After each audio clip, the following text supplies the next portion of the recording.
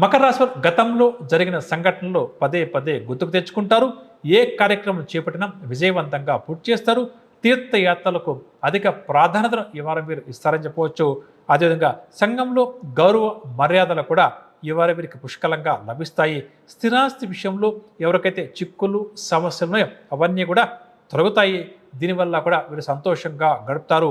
చట్టబద్ధంగా ధర్మబద్ధంగా వీరికి రావాల్సిన స్థిరాస్తి చేతికంతుంది. ఇక నిరుద్యోగులైతే ఉద్యోగ ప్రయత్నాలు తీవ్రంగా చేస్తారో అవన్నీ కూడా ఫలిస్తాయి. ఆర్థిక పరంగా చూస్తే ఇంతకాలం ఎదుర్కొంటున్న ఆర్థిక సమస్యల నుంచి బయటపడేందుకు మంచి మార్గం వీరికి లభిస్తుంది.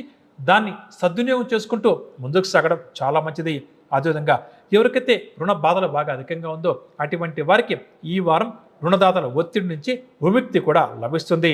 ఇక కుటుంబ పరంగా చూస్తే కుటుంబ సభ్యుల మధ్య ప్రేమాభిమానాలు కూడా పెరుగుతాయని చెప్పొచ్చు. తల్లిదండ్రుల నుంచి రావాల్సిన స్థిరాస్తి ఏమైనా ఉంటే చేతికందే అవకాశం ఉంది.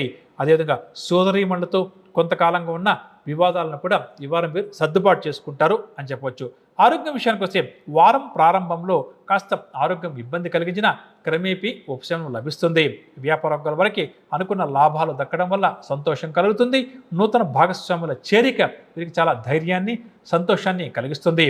ఉద్యోగస్తుల విషయానికి వస్తే ప్రధానంగా ఉద్యోగాలలో వీరి ప్రయత్నం ఉద్యోగ జీవితంలో వీరి ప్రమేయం లేకుండానే కొద్దిగా మార్పులు చేర్పులు జరగడం వల్ల వీరు ఆశ్చర్యపోతారు. కాస్త ఆందోళన కూడా చెందుతారు అని చెప్పవచ్చు.